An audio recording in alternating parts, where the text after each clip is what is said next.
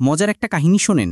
এক সরকার ছিল যারা কিনা জামাত শিবিরকে জঙ্গি আর সন্ত্রাসী বইলা একটা কাগজ বাইর করল। বলল এরা দেশে বিশৃঙ্খলা করে, এদের নিষিদ্ধ করা হইল। ব্যাস, খুব ভালো কথা। কিন্তু খেলা জুমল কই? মাত্র 4 দিনের মাথায় যেই সরকার এই ফতোয়া দিল, সেই সরকার নিজেই তল্পি তল্পা গুছাইয়া দেশ ছাড়তে বাধ্য হইল। কি বুঝলেন? প্রকৃতি কাউরে ছাড়ে না। এখন আসল কাহিনীতে আসি।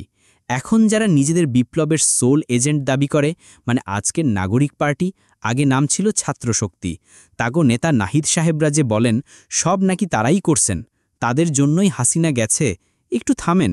হিসাবটা সোজা। বিপ্লবের আগে আপনাগো কয়টা কমিটি ছিল সারা দেশে? ঢাকা ভার্সিটির বাইরে কেউ আপনাগো নাম জানত? 50-60 জনের একটা গ্রুপ দিয়ে কি এত বড় একটা বিপ্লব করা সম্ভব? কি মনে হয় আপনার? এমনকি তাগো নিজেদের লোক উপদেষ্টা মাহফুজ আলম, সেও তো বইলা দিছে যে কার্জন হলে লোক খুঁজে পাওয়া যাচ্ছিল না। পরে শিবির আইসা প্রোগ্রাম সফল করছে। এই কথা তো তাগো মুখেই শোনা। এখন অন্যদিকে তাকান। একদিকে যখন ক্ষমতার ভাগবাটোয়ারা চলে, কে উপদেষ্টা হবে, কে গাড়ি বাড়ি পাবে, এই নিয়ে দৌড়াদৌড়ি। অন্যদিকে সাদিক কাইয়ুমরা কি করতেছিল? তারা সারা দেশে আহতদের তালিকা বানাইতেছিল, শহীদদের পরিবারের খুঁজে খুঁজে বের করতেছিল। নিজেদের সংগঠন স্টুডেন্টস এগেইনস্ট অপারেশন দিয়ে আহতদের চিকিৎসা করাইছে, লক্ষ লক্ষ টাকা দিছে। শহীদদের নিয়ে 12 খণ্ডের বই বাইর করছে, প্রতিটা শহীদ পরিবারের লাখ লাখ টাকা দিয়ে সাহায্য করছে।